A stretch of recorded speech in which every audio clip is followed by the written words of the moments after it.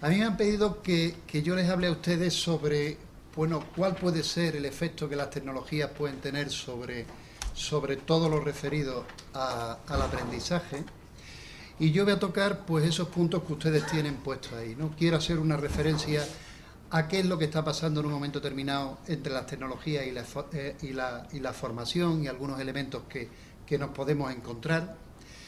Después plantear también, bueno, pues algunos hechos que están ocurriendo en esta sociedad del conocimiento y cómo estos hechos pues van a repercutir lógicamente en cómo nosotros tenemos que llevar a cabo la formación. Ver ahora qué es lo que pasa con eso de la web 2.0, más concretamente con el 2.0 y demás. Y quiero finalizar también con unas referencias finales, ¿no? Yo creo que hablar de las tecnologías incorporadas a los procesos de enseñanza y aprendizaje, y me ha parecido muy bien esa matización que han hecho antes entre enseñanza y aprendizaje, es poder partir de una realidad. Y la realidad es que, bueno, pues esto tiene muchas posibilidades, esto nos puede crear mucha serie de cosas, nos pueden ampliar los escenarios de formación, nos los pueden llegar a flexibilizar. Pero la realidad es que, bueno, hay más fracasos muchas veces que posibilidades. Y la realidad también es que cuando se hacen investigaciones los resultados no están claros entre yo incorporo muchos cacharros, muchas tecnologías y después qué resultados tengo. Valga, por ejemplo, el último informe PISA. Claro, y ante eso nos podemos hacer una serie de preguntas. Si aquí precisamente estamos hablando de los 2.0, este que viene de ahí de abajo del sur, que es lo que nos está contando desde el principio, ¿no? Yo creo que esa falta del resultado se debe a una serie de cuestiones. Una, nos hemos olvidado de lo que de verdad son las variables críticas cuando yo llevo a cabo escenografías utilizando tecnologías de la información y comunicación. Otra, nos hemos centrado demasiado en la tecnología y olvidándonos en realidad de en un momento determinado que nosotros lo que tenemos que crear son escenarios de formación y por tanto escenarios de comunicación entre los estudiantes y los profesores.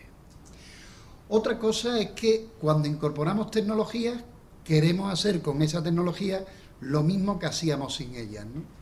Yo he dicho muchas veces de forma coloquial que decir las mismas tonterías que decimos de forma presencial con Internet tiene incluso el inconveniente de que se llega a enterar más gente, ¿no? Nos hemos olvidado también pues de cuál es la formación que el profesorado puede tener para incorporar este tipo de cuestiones.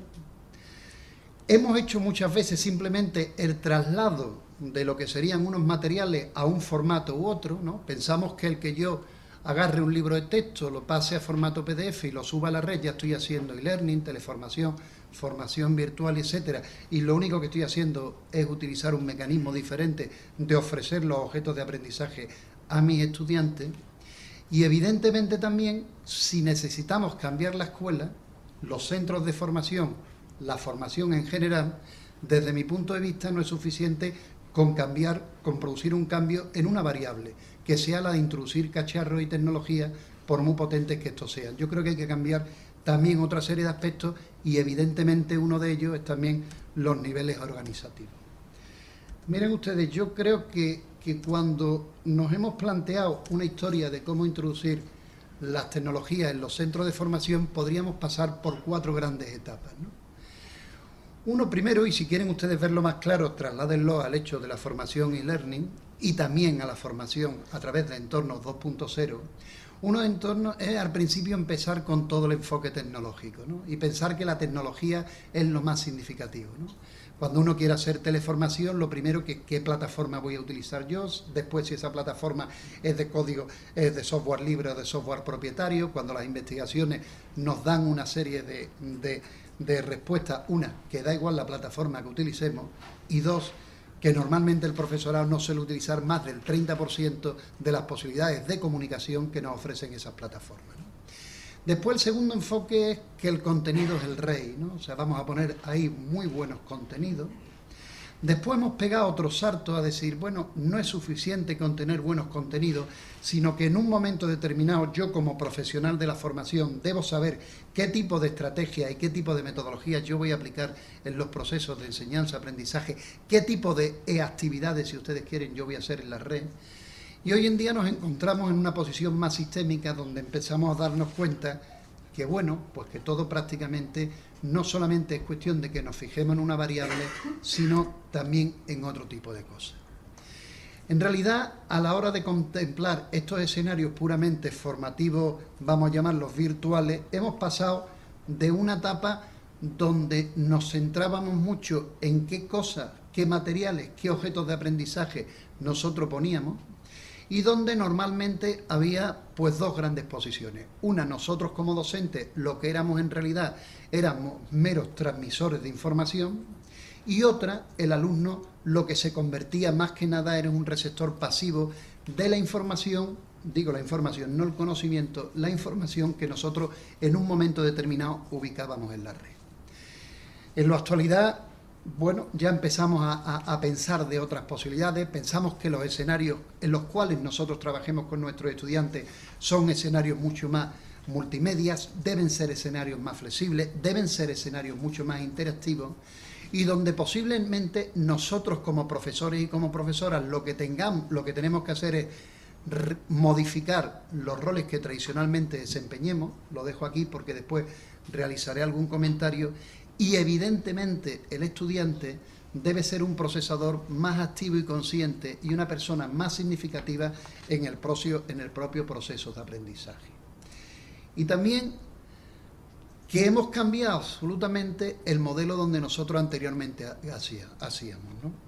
Lo que hemos hecho es, pues simplemente la tecnología que en un momento determinado nosotros teníamos en un soporte impreso, lo hemos puesto en PDF y lo hemos puesto en la red, y por decirlo de alguna forma, en mi contexto donde yo fundamentalmente trabajo en el universitario, lo que hemos hecho es pasar de una universidad de la fotocopia a una universidad de la impresora.